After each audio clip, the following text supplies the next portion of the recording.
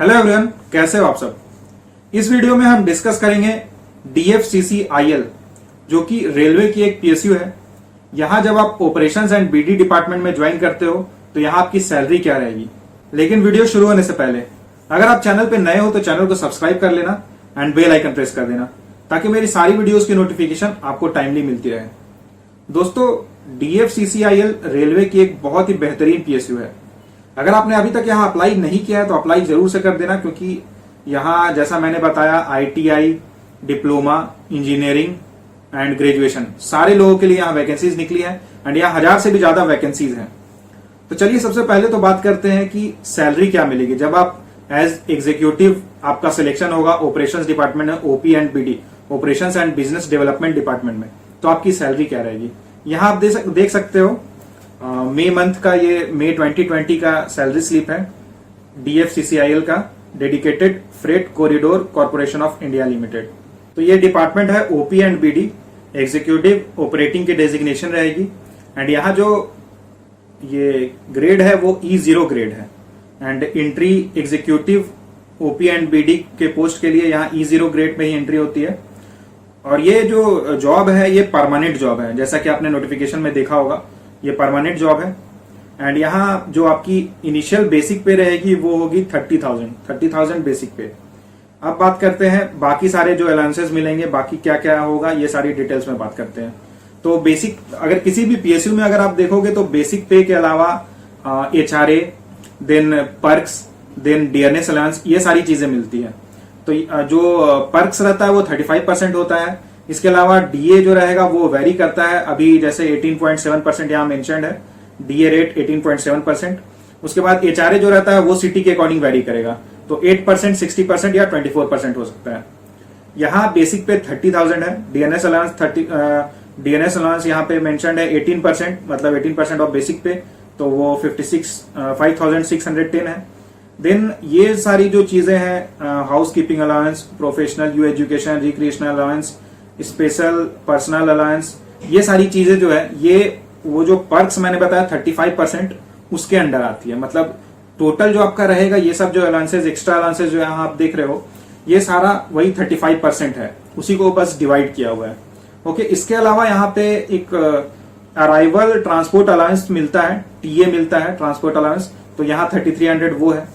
तो यहाँ जो आप सैलरी देख रहे हो इसमें बेसिक पे है, DNS अलाउंस है, पर्क्स है, लेकिन HRA यहाँ मेंशन नहीं है। तो अगर आप क्वार्टर लेते हो, अगर रेलवे के क्वार्टर में अगर आप रहते हो तो फिर आपको HRA नहीं मिलेगा। अगर आप रेलवे में के क्वार्टर को नहीं लेते हो, बाहर अगर कहीं रेंट पे रहते हो तो आपको HRA मिलेगा। तो यहाँ टोटल अर्निंग्स हो गई है 49,410। फिर यहाँ बात करते हैं डिडक्शंस की। तो सबसे पहले तो जो PF का कंट्रीब्यूशन होता है, अब ये PF कंट्रीब्यूशन मतलब provident fund contribution, employment provident fund contribution. तो ये जो होता है, ये आप ये समझ सकते हो कि ये आपका जो अमाउंट है ये सेव हो रहा है। 4,273 का ये डिडक्शन होता है, लेकिन ये एक्चुअली आपकी सेविंग्स रहती है। ओके, ये कोई एक्चुअल डिडक्शन नहीं होता है, ये आपको बाद में मिलेगा, मतलब रिटायरमेंट के टाइम में मिलेगा, या फिर PF वगैरह जब आप विड्रॉ करते हो तो आपको ये अमाउंट मिल जाएगा। एंड यहाँ पे PF का क्या स्कीम होता है कि जितना कंट्रीब्यूशन आप कर रहे हो उतना ही कंट्रीब्यूशन आपका एम्प्लॉयर करता है। जैसे यहाँ पे DFCCIL आपका एम्प्लॉयर है, तो आपने 4,273 आपका डिडक्शन हुआ एंड इसके साथ ही 4,273 और DFCCIL ऐड करेगा। ओके, तो यहाँ पे टोटल आपका 8,400 समथिंग आपकी सेविंग्स हो जाएगी, मतलब PF फंड में जमा होगा। तो यहाँ और इसके बाद जो आपके डिडक्शंस होंगे वो इनकम टैक्स अगेन वेरी करता है। यहाँ पे 1326 है, 1326, तो ये आपका डिडक्शन होगा। उसके बाद एक स्टाफ वेलफेयर कंट्रीब्यूशन है 100 रुपीज का, ये होगा डिडक्शन। तो यहाँ टोटल डिडक्शंस माइनस करने के बाद आपकी जो इन हैंड सैलरी बनेगी वो होगी 43,711। मतलब यहाँ आपको रहने के लिए मिल रहा है, क्वार्टर्स मिल रहे हैं एंड इसके साथ ही आपको इन हैंड 43,711 रुपीज मिल रहा है, जो कि बहुत है। मतलब एक अगर आप देखा जाए कि आप ज्वाइन कर रहे हो किसी ऑर्गेनाइजेशन में और आपको इतनी बड़ी सैलरी मिल रही है तो बहुत ही अच्छी बात है। अब हम बात करते हैं इसके अलावा जो यहाँ सैलरी है, इसके अलावा और क्या क्या अलाउंसेस मिलते हैं।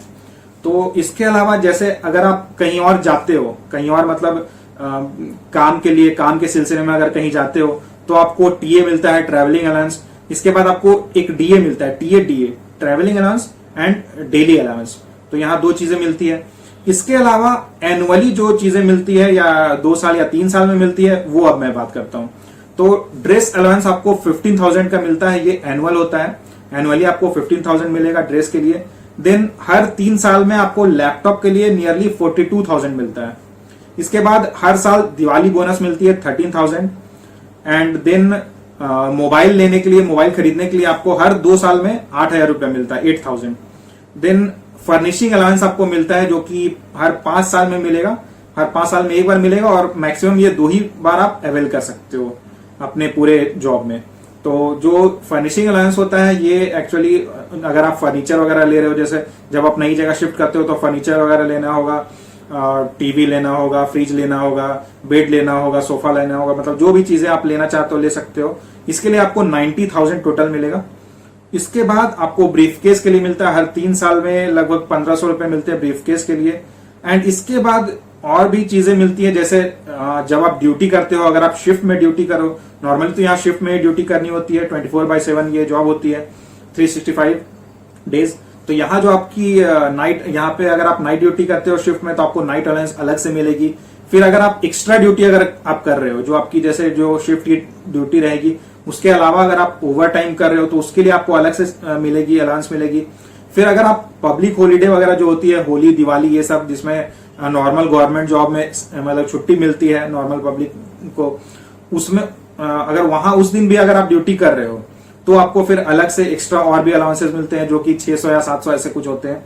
इसके बाद जो यहाँ जो सबसे और भी जो बेटर एक चीज मिलती है आपके लिए एंड आपके पूरे फैमिली के लिए, जो भी आपके डिपेंडेंट रहेंगे उनके लिए, यहाँ आपको मेडिकल फैसिलिटी मिलती है। और मैं आपको बता दूं कि रेलवे की जो मेडिकल फैसिलिटी हो वो मतलब इंडिया में नंबर 1 आप समझ सकते हो।